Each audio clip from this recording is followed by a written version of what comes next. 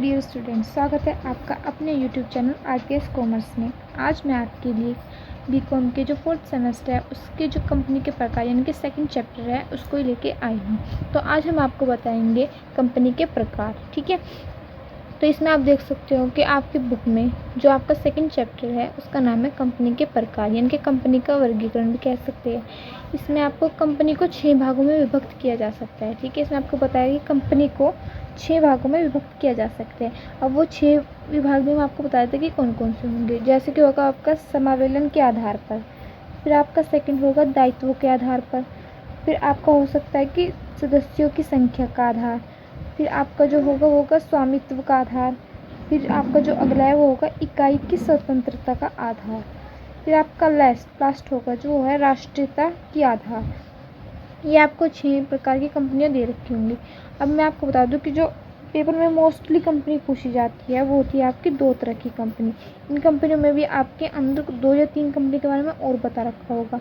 वो जो आपके पेपर में मोस्टली कंपनी पूछी जाती है वो आपकी 2 तरह की कंपनी होती है और वो आती है सदस्यों की संख्या के अंतर्गत। तो बता दूं इसमें आपकी कौन कौन सी कंपनी आती है। वो आती है आपकी 2 तरह की कंपनियाँ। इसमें आती है आपकी एक निजी कंपनी और एक सार्वजनिक कंपनी जो मोस्टली पेपर में पूछी जाती है। तो इनके बारे में आज हम डिस्कस करेंगे।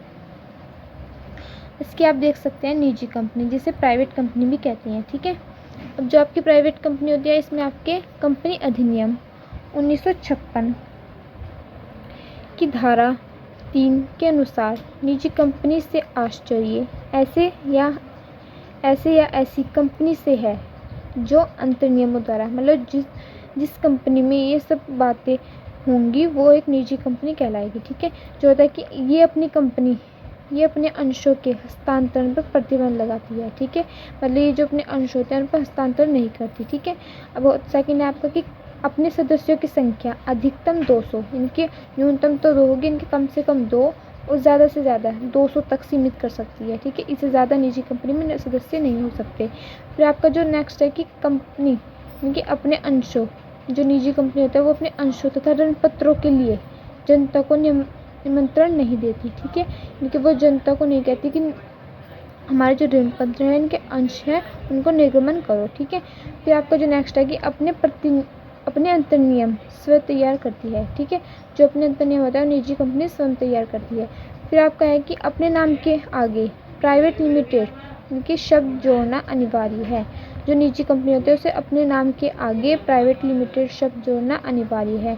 यदि वो ऐसा नहीं करते हैं तो निजी कंपनी के अंतर्गत नहीं आनी जाएगी। ठीक है,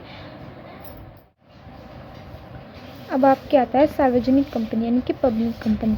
अब हम देख लेते हैं कि भारतीय कंपनी अधिनियम की धारा 3 के अनुसार सार्वजनिक कंपनी से आश्चर्य ऐसी कंपनी से है जिसका समामेलन भारतीय कंपनी अधिनियम के अंतर्गत हुआ हो और जो एक निजी कंपनी ना हो। ठीक है, हम पढ़ सकते हैं कि एक सार्वजनिक कंपनी में निम्नलिखित बातें विद्यमान होगी तो उसे सार्वजनिक कंपनी माना जाएगा। यानी कि सार्वजनिक कंपनी में अगर ये चीज़ें शामिल होंगी तो ही उसे सार्वजनिक कंपनी कहा जाएगा। तो पढ़ते हैं कि वे कौन कौन सी चीज़ें, जैसे कि आप देख सकते हैं अपने अंशों के हस्तांतरण पर किसी प्रकार का कोई प्रतिबंध ना लगाए। ठीक है, क्योंकि जो निजी कंपनी थी प्रतिबंध लगाती थी और जो सार्वजनिक कंपनी है वो अपने अंशों पर किसी भी प्रकार कोई प्रतिबंध नहीं लगाती। ठीक है, अब आपका अगला है कि अपने सदस्यों की संख्या न्यूनतम 7 यानी कि कम से कम 7 और अधिकतम पर कोई सीमा नहीं है।